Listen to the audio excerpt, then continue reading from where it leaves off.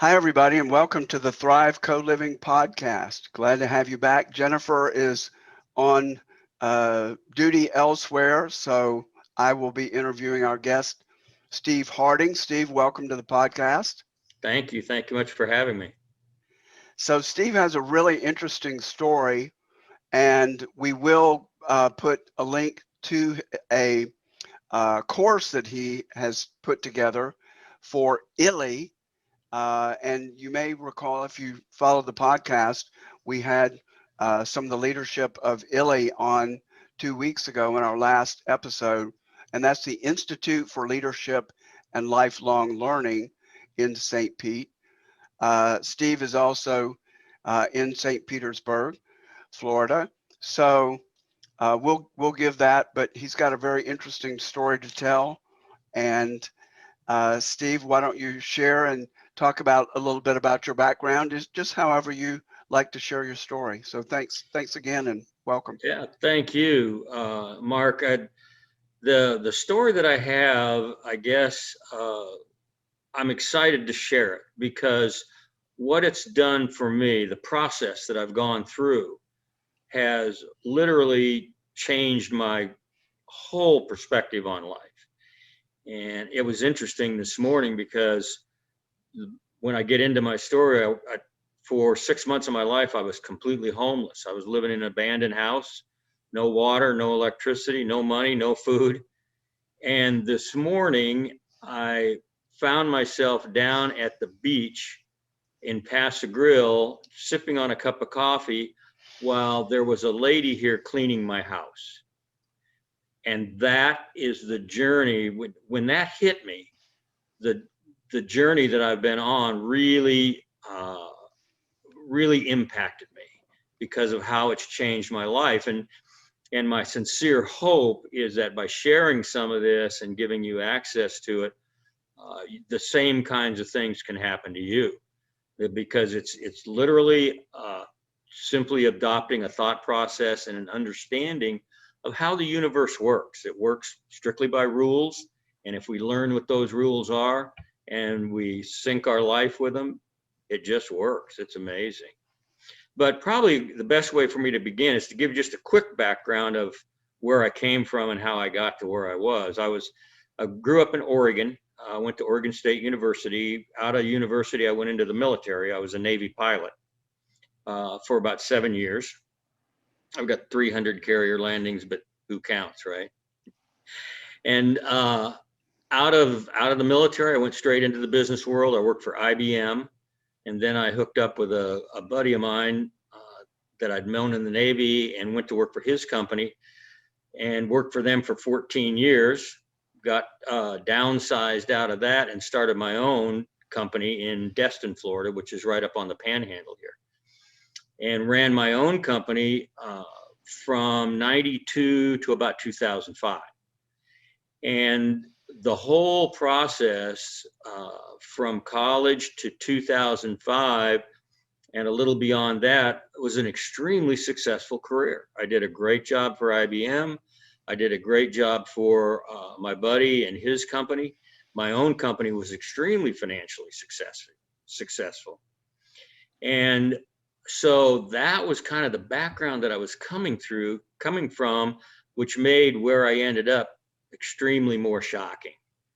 What happened in 2005, I sort of semi-retired. I moved to St. Petersburg, and I took all my funds, retirement funds, and invested them into real estate and rental properties and things like that. And I think most of us remember that in 2007, what happened to the real estate market. And so everything that I had accumulated and invested up to that point, all of a sudden was literally gone. I mean, my houses were in repossession. It was just a mess. And I got along for about another couple of years. I went out to Phoenix and worked for a friend of mine out there. But in January of 2011, I found myself living in an abandoned house with no water, no electricity, and no income. Obviously, I was in complete shock. I just could not comprehend how I got there. And so that's really where the adventure, I call it an adventure now. Trust me, I didn't consider it an adventure at the time. It was very uncomfortable. But the worst part about it was just the fear that I was going to be that way forever. I mean, wake up in the morning with just no hope. How am I going to change this? I've gotten into this situation. And I will share with you that my first reaction was pure, unadulterated anger. I was mad at everybody who I thought had let me down, hadn't come through their promises. It was all there, all these people had let me down, and I literally hated them. I was in very bad psychological shape at that point. And what I found out is that living like that, in that kind of anger and that kind of mentality, is an exhaustive way to live. I mean, it tires you out completely. And I think what happened that really started me down the correct path was I just got tired. My mind just got so tired of fighting all this anger and dealing with all of that it just started to slow down and shut down and get quieter and quieter and quieter. And what I have come to learn is that it's from a quiet mind that we can really begin to grow, that we can really begin to get understanding. And one of the things that I like to talk about early on when I'm telling this story is that I didn't go through it alone. I didn't know it at the time. Obviously, I was totally unconscious of it. But I like to talk in the beginning about divine guidance, because as I look back on it throughout this whole process, divine guidance was there. Once my mind got quiet, now I had no idea what divine guidance was at that point. But now when I look back on it in retrospect, it was always there. And the analogy that I use is divine guidance is like standing in a field with the sun shining down on you, and flowers and trees all around. And it's there for us all the time, but it can be shut down by a chattery mind, by that voice in our head that we're talking to all the time, and or that's talking to us all the time, many times yelling at us. What it does is it literally drowns out the divine guidance. I've heard it So called monkey mind. Lots exactly, of other monkey things. chatter. You've got it. I think we have all heard it for a lot of times, I'm sure, and that can drown out divine guidance. I mean, if you think about what it's like, the monkey chatter and what's going on in your head, you can see that nothing else can really get in there. But as my mind quieted down, I think divine guidance I started to be able to hear it. Although, again, I've got to tell you, I had no clue what was going on. It was subconscious. I was not aware of divine guidance. But as my mind got quieter, I began to realize that this anger and blaming for other people for my situation wasn't going to work. And the reason that I came up with is because as I blamed other people and put responsibility for my life on other people, that gave them the power. I was literally giving them the power of my situation. So what I began to realize is that I needed to take responsibility for where I was at. I needed to take responsibility for my own actions, for my own choices, because they were the choices that I made are the ones that got me there. And I'll tell you, Mark, that was a hard pill to swallow. I did not want to admit that I was in that situation because of me. I wanted it to be everybody else. But as I began to realize that, I literally sat in front of a mirror one day and said, Steve, why did you choose homeless? In order to reinforce the fact that I was there for my responsibility, as a result of my responsibility and my choices. And it was hard. It was a tough one to swallow. But The other thing that happened is when I did admit it, there was kind of just a lightning, like somebody lifted a piano off of my back, because once I took responsibility for where I was at, then I had the power to change it. So it was no longer a hopeless situation. And that was really the first step that started me down the path to, where I was this morning with a cup of coffee in my hand and somebody cleaning my house. And that's literally the trip that I've been on. A couple of things that are important that I've realized, and that is we can take responsibility for where we're at, but we don't have to blame ourselves, and we don't have to feel guilty about where we're at. In other words, I was in a homeless situation because of choices that I had made, but I didn't spend time blaming myself or being angry or beating myself up for those choices. I just realized that I was where I was at because of the choices I'd made. And what that does is it frees you up then. And again, that anger and that blame, whether it's on other people or against yourself, takes away from your ability to grow and change. So once I took responsibility for my own actions, then things really began to move in a completely different direction. Not quickly, but I could begin to feel that there was a change in the energy, so to speak. So once I took responsibility for my own actions and realized that what I could do is make different choices, make different decisions, I realized that taking responsibility, I learned from a guy, I'm sure you've heard of him, probably most of us has, a guy named Jack Canfield, who is the author of Chicken Soup for the Soul, extremely successful leader.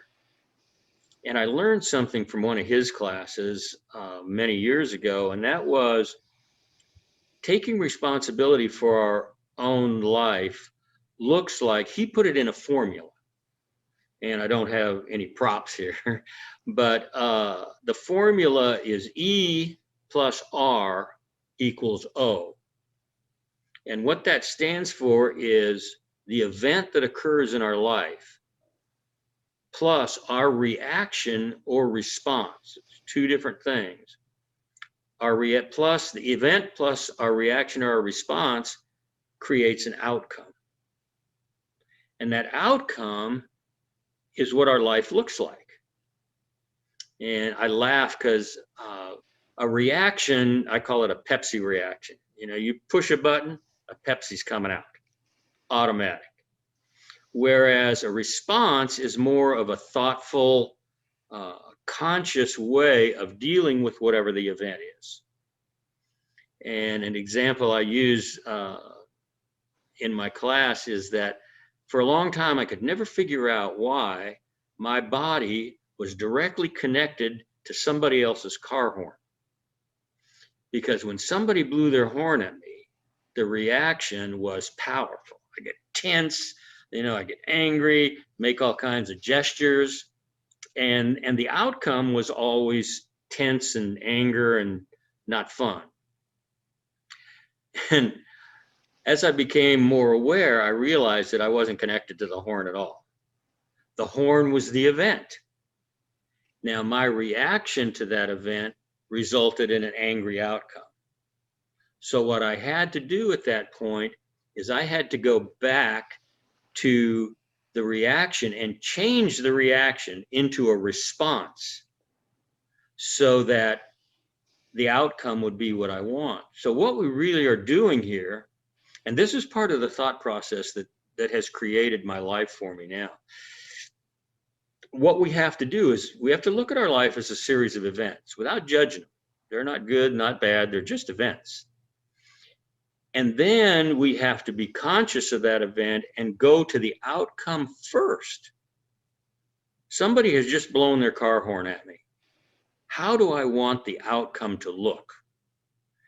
Then I go back and pick the response that results in the outcome. Does that make sense? Mm-hmm. And so if you think about this, that gives you total control over your life. because you are now choosing the event. You're aware of the event and you're choosing the response that's going to have the outcome that you want. So you are literally creating your own life. And that was after taking responsibility, understanding what taking responsibility meant, which is choosing the response that I want to get the outcome, my life began to turn around pretty quickly after that. So it was a huge step to understand what being in control of my life really looked like on a day-to-day living basis. I think that many of us jump up in the morning and we climb onto what I call the hamster wheel, and we just start running. And we're never really conscious of our thoughts and what's going on. It's like we're sitting in a movie and we're reacting to what's going on the screen. So at the end of the day, we get off the hamster wheel and go, what happened? You know, we're never really aware of our life and how it's going. And we certainly don't understand that we have control of how it turns out. So then after I was beginning to do that, what I did is I developed a concept that I call conscious responsibility for my thoughts. Because our thoughts are literally what creates our life. Because our thoughts are where our responses to the events come from. So I decided that what I wanted to do was to become consciously responsible for my thoughts, so that it puts me even more in control. And so what I did is I developed what I call triggers. And what triggers are things that I do during the day.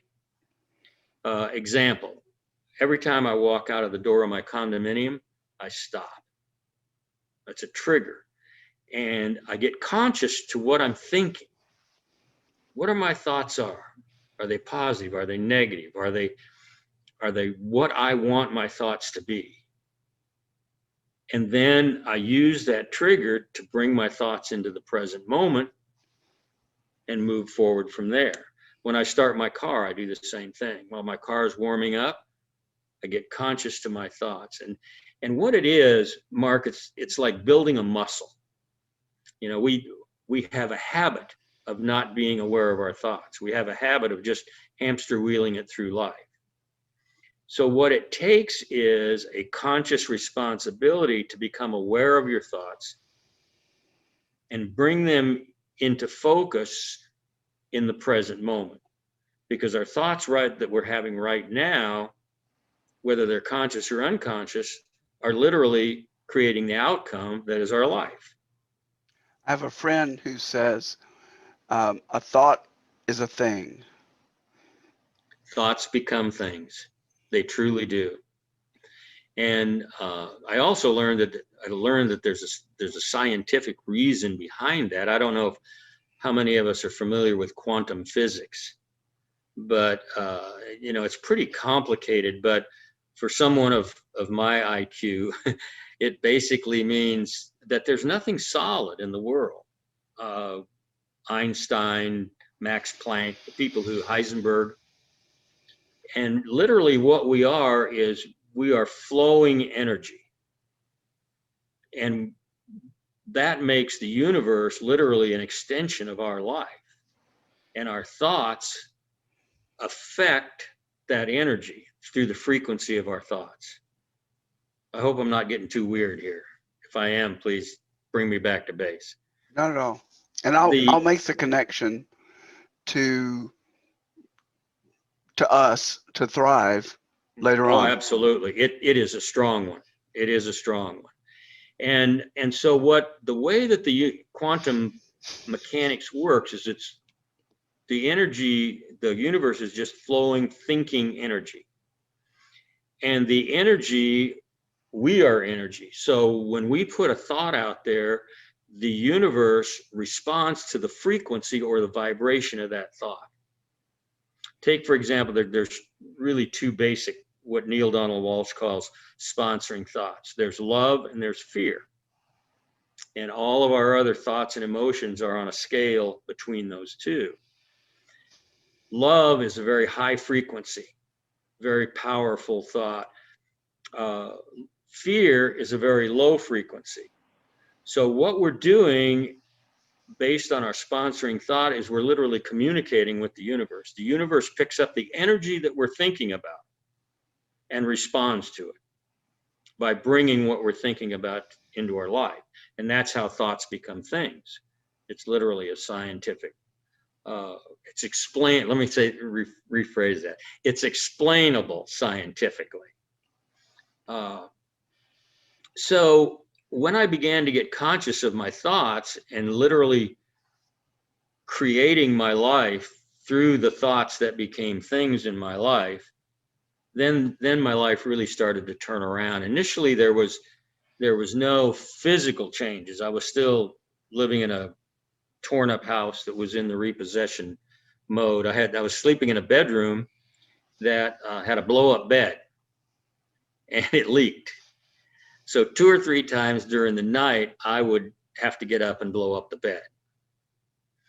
So, and what I first started doing is before I really got awake, I would imagine myself in a 2-bedroom, 2-bath condominium, because that's where I had lived before I got in this house.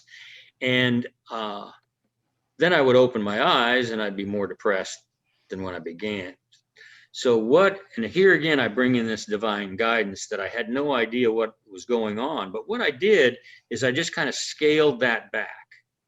And I developed what I call a gratitude exercise, which I still do every single morning. And I cross my hands across my chest right after I wake up. And at that time, I said, 2-bedroom, 2-bath condo is too far away for me to get.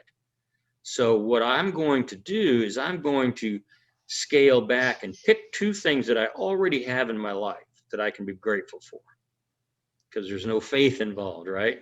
They're already here, so I can be grateful for them. So I picked my health, because I was in good health, and I picked the fact that I had a roof over my head. I wasn't living under a bridge somewhere.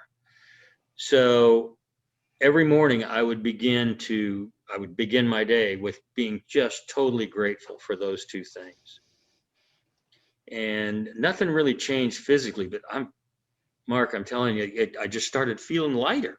It was weird. There was a shift in the energy. And then as it got stronger, I began to be able to, the house that I was living in, the guy had all the doors locked inside. And one day he left one of the doors open, and it was another bedroom with a full bed in there and sun shining in. So I moved in there and added that to my gratitude list. And I can tell you stories of things that happened. One day I walked into my friend's office and there was a letter in there for me from the company that I'd worked for like 12 years ago. How the letter even found me, I have no idea. But I opened it up, and it was describing a retirement program, or it's not really the right word, but a pension plan this company had that I had no idea. I called him on the phone. I talked to him, gave him all the information. Boom, my income leaped to $407.38 a month. Woohoo! Yeah, it was a miracle. It was truly a miracle. And so things started to happen like that. And I don't want to, I love telling stories, but I don't want to. I used that money to drive back and forth to St. Petersburg, where I went to church, First Unity Church. And driving home, I would go by a condominium complex that I had lived in previously, back when I moved here in 2005. That's 6 years ago. One day, I pulled into that condo complex and went and talked to the real estate lady, asking her if there were any condos available. keeping in mind that my income at this point was $407. We're sitting there, and she goes through going through these slides on her computer, and I saw one that I recognized. And I said, whoa, stop, go back. And it was the condominium that I had rented when I first got here in 2005. I rented it for about 3 years. So I said, is that available? And she said, yes. So we called the owner. The owners remembered me, of course. And I asked them, I said, would you rent me that condo without a security deposit? And I had paid my rent and kept it clean. So they said, sure. So I signed a contract, Mark, that day to move into that condo on June the 1st, which was about 45 days away. Divine guidance is irresistible. So what I would do when I came driving back from church, I would stop at that condominium complex, and there was a gazebo out in front of it. And I would go and sit in that gazebo with my eyes closed and just be so grateful for living in that condo, for cooking in the kitchen, for sleeping in the bed, for sitting in the chairs. I did that for about 3 weekends. And during that 4th week, my phone rang. And it was a guy that I knew when I lived in Phoenix, which had been about 2.5 years before that. Had had no contact with this guy for 2 years, none. And he calls me on the phone, and he said, how are things going? I said, well, they're not going real good, to be honest with you. And he says, did you ever look into that income opportunity that I talked to you about when you were in Phoenix? And I said, nah, I never did. He said, do it. So I got on my computer, and I typed in socialsecurity.gov, put in my information, and there was an income, a monthly income that would pay the rent on that condo and pay for all my food and all my expenses. And so June 1st, I moved into that condo. I signed up for Social Security, and the checks started coming. They still are. But it's hard for me literally to talk about that without really strong emotion, because at that point I realized that my attitude of gratitude, which is how we communicate with the universe, had taken me from being grateful for having a roof over my head and being healthy to living in that 2-bedroom, 2-bath condo. It's just an incredible story. But that's literally, through the taking responsibility for my own actions, for being consciously responsible for my thoughts, and for communicating with the universe through gratitude and love, has just blossomed my life. I had an epiphany several months ago that was sitting on my deck, and I said, if I had $10 million in the bank right now, I wouldn't be any more happy or peaceful or joyful. And if I knew I was going to die tomorrow, I would be no less peaceful and joyful. And what I realized is that my homeless adventure had literally taught me to live without fear. And that's how I live my life now, every day, without fear. It's, I don't know. And it works. I've written a book too. I don't know if you knew this, but I've written a book of the same topic, my journey from homeless to abundance. And it's a little 62-page book. It's a fun little book. And you can get it, I think, with shipping and everything, it's like $11. But it goes through this process chapter by chapter, just like my course does. And if anybody is interested in this type of thing, I would really urge them to just have that book on their coffee table, because I look at it before, in preparation for today. I went back through my whole class, all 7 courses, just to review and get back in touch with what's going on. And let's be sure to get a link to that. Okay, yeah, it's show notes. Yeah, it's on my website, which is ownyourown.greatness.com. Okay. But yeah, I'll ship that to Libby as well. Good. So I've got a couple questions for you and a few comments. So Your period of isolation in your home, in this home, is interesting to me, and it could have gone the opposite way. You know, it sounds like you did not have a whole lot of support, a lot of interaction, and you know, people that are in solitary confinement can go crazy.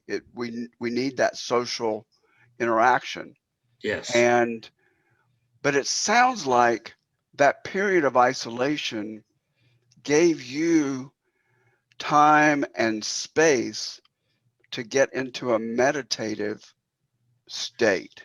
Yeah. Yeah. And Meditation was a huge part of that period of time. And I'm not even sure I would have called it meditation. It's just quiet time listening to what's going on. And I get goosebumps, to be honest with you, talking about it. But you're absolutely right. it could, you know, you didn't say if substances were uh, a part of this, but I No, would think fortunately, not. they were not. They were not. That wasn't the basis for it. But I will share something with you that I think is on point for what we've got going on together here. There was a point when I had made the decision to transition, to just give it all up. And at that point, I called a friend of mine. I got that support, and I'd known her for many years, and she's pretty sharp. And I told her what I was contemplating, and she said, "Steve, that's a choice. You know, it's not one I hope you make, but it's a choice." And And when you just say have, transition, you mean kill yourself. yes, sir. I Okay. was going to commit Because suicide. there are a lot of transitions now. Yeah, you're right. I guess I So, was just trying to be a little gentle with it, but yes, yeah. I had committed myself to suicide. But it was that reaching out, and she didn't judge me. She just said, "That's a choice. I hope it's not the one you make, but it is a choice." And that reaching out, that connection pulled me back from the brink. So the isolation there were some positive things to it, but without some kind of connection. When I finally got the money and started going to Unity Church, that really accelerated my move in the right direction, to have that community that was there that I could interact with. And you know, for a lot of people, and here we are in February of 2021, we're still in the pandemic, and you know, a lot of people are suffering from the isolation, Mhm. and but it sounded like that isolation and being only with yourself and your thoughts is what propelled you to your next level of awareness. Awareness, And yeah. that without that amount of solitude, you might not have gotten there.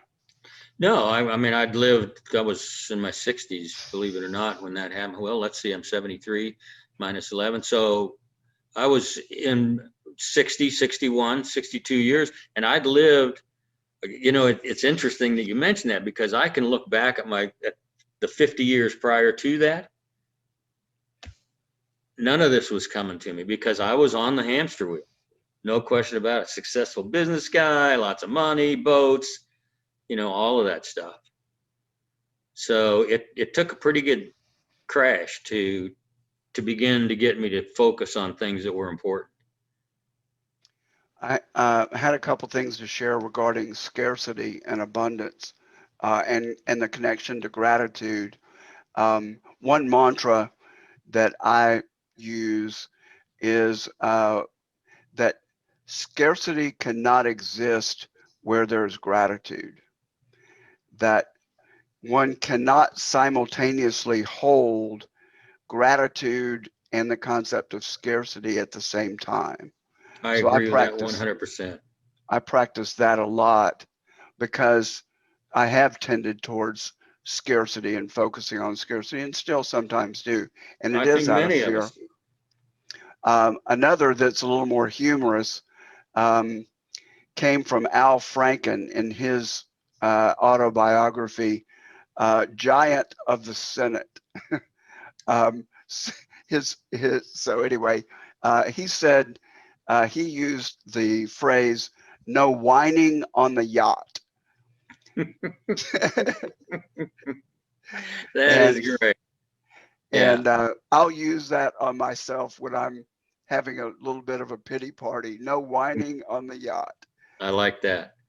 Yeah, it's our connection with the universe, when it's coming from gratitude, the universe responds to that and really won't allow the scarcity, because what's all around us is coming to us from a position of gratitude. One of the things I'm convinced of is that the universe loves us, absolutely loves us, and wants us to have everything. All we have to do is give it an opportunity through gratitude and thought and openness, and in it comes. You know, I said that I wanted to make the connection between thrive, and I want to make that, but not in a physical sense. One of the things that we'd like to do, and that we already are doing through this podcast, is to bring people's messages to the group as a way to build community, as a way to Mm-hmm. learn. And I know that ILLI focuses on lifelong learning, and that's something that our group values. And when we do have, we're still in the conceptual stage Sure. and planning stage, but when we do have a physical community, we want to bring people and stories and the residents' um, stories, just like you're sharing, Mm-hmm. because we can we can all learn lessons from each other and certainly relate, even if we haven't been homeless and exactly in the physical straits that you were in, can certainly relate to feelings of hopelessness and being down in the dumps. So Yeah. this is the type of thing, amongst other many other topics, that we'd like to continue to bring to the community. So I really appreciate that. Yeah, I think that the concept, the living concept that you guys have is very conducive to the kind of thing that we're talking about. This reaching out, this communication, this support in the community of people around you. And when we're around positive people, and when we're around people that are having fun, it's difficult to be whining on the yacht. And so I think the communities that you're talking about bringing together are going to be really conducive to that, to being an uplifting experience, a communal experience, as opposed to an isolated, often my own apartment kind of. There's going to be that natural connection between people, which I think is critical. And an extension of your spiritual community that you were involved in, that helped pull you out, and I assume still are involved in. So Absolutely, it's much involved. just a more physical manifestation of that kind of support, where we're living proximately uh, Hmm. to each other. Well, it's, sharing becomes natural when you're around people who are sharing people. When it's uh, when you're in a community of people who care. I guess that's the word. You're in a community of people who care about you. Then it's really easier to open up and trying to think of the word synergy. The the environment becomes bigger than the sum of the parts, and it How do just you permeates. think? How do you think? Um, let's say you were in a community, and I know that your situation was such that you were living where you could, but for someone who does feel isolated, is experiencing depression, and I'm sure there was some of that for you, a lot of that for A you. lot of that for me. What do you think the impact of living in a community like the one that we're working to create with Hmm. Thrive? And I could see how it could go either way. You could, anyways, just share your thoughts on that. No, I think that the concept that you guys have, I think, is going to be very conducive to people who are open to sharing and open to caring about other people. And when you're in that kind of an environment, it just makes it a lot easier. There's, everybody's going to have some bad times, but there's a good chance that there's going to be somebody next door or that you meet in the recreation area that's having the same kind of tough time that you are.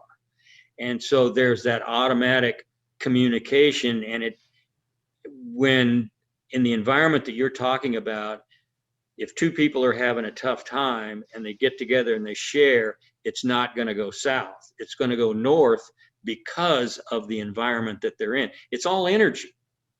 And the communities that you're talking about are going to have outstanding energy. No Although question. I'll push back and argue the other way. Sometimes when you're in a pissy mood, for lack of a better word, or lack of a better vocabulary, when you're around people that are happy and feeling fulfilled, that can throw you even deeper into pissiness. Yeah, Mark, I agree with that, but I look back on my own experience through that, and it can make you pissier, but only for a period of time. You cannot be in a positive, upbeat environment in a pissy mood for very long. It's the energy just will not allow you to do it. And yeah, you're going to get some pushback and anger, and yeah, you guys just don't understand what I'm going through and stuff like that. And that's what I was doing very early in the deal when I was telling you that I was so angry and upset. But that's a very exhausting way to live. And if you're in an environment where the community is caring and upbeat and sharing, you may go south for a little bit, but you just can't stay there. You just can't do it because our humanness won't allow it to do it. That's my feeling on it anyway. I'm excited about what you're doing. I really am. When we talked before starting the podcast, I promised that I would give you an opportunity to share anything that I may not have asked you about or that you hadn't thought of to share. So let me do that, and then we'll sort of wrap up a little bit and give some resources that you have to offer. But are there any lessons? And I'm sure there are plenty of them, and people can go to the course and the book. But are there some major lessons that you haven't shared or thoughts to offer? Yeah, really. Ben Franklin had a great quote, and he said, "Most people die at the age of 25 and wait another 50 years to lie down." And what he means by that is that when we're born into this physical plane, we're directly connected to source. We're excited, we're happy, we know what's going on, we're creative, but we begin to live in this physical world, and we develop, by the time we're about 8 years old, what I call a survival strategy. How am I going to get along? My brother's an athlete, my sister's really smart. Where do I fit in? Well, I'm going to be a criminal or that we develop that thought process. And the way that I address that is that when we're born, when we come into this physical plane, it's like coming into a field with green grass and wildflowers and trees and the sun shining down on us, and everything is beautiful. But very shortly, through our thoughts and our survival, we start to build walls around ourselves. And these walls are created by our thoughts. And pretty soon, we have built these walls around us, and we have shut out the light and the grass and the wildflowers, and we literally forget about them. And one of the hopes for what I'm doing right now and sharing what I've gone through is that we'll begin to wake up and break down those walls, and we will get back into that field, because that's where we belong.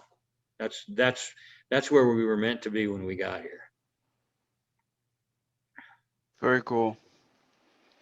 So your course is at ILLI, with 3 L's, ILL.org. Your website is? OwnYourOwnGreatness.com. And is your book offered on that website? Yes, there's a direct link to the publisher. I think the retail price is $8.95 or something like that. Only 62 pages. Is it also on Amazon or just through your publisher? It is. It is on Amazon and Barnes and Noble, but the simplest way is just to go to that website and punch it up. And again, the name of the book? The name of the book is My Journey from Homeless to Abundance. Got it. I should have, there's a copy laying over there on the coffee table. I should have brought it with me, but my daughter designed the cover. It's just a fun little book, but yeah, there's a direct link to get it on my website. And back to ILLI, they are a platform for courses. And if any viewers here want to go back to the previous podcast, I don't remember the number, then they can find out more about that. And they're about promoting lifelong learning and opportunities through a web platform. And that's where you're offering your course. Yeah, they have a tremendous variety of really uplifting, spiritual kind of teachings. You know, and I meant at the beginning to talk about my background. Usually I have a background of a condo, and this is from the Imagine Museum in St. Petersburg, Florida, a glass art museum. And if anybody is visiting, and I'll flash through some of it, St. Pete has gotten to be a huge town for glass art. Chihuly has an exhibit here. And this one is probably my favorite. A huge, it's about 6 feet. And if you look down the center of each of the triangles, that view goes to infinity. So these backgrounds are from the St. Petersburg Glass Art Museum, the Imagine Museum. So here are a couple of other pieces. So thank them for my background. That's beautiful. And Steve, thanks to you for participating today in the podcast.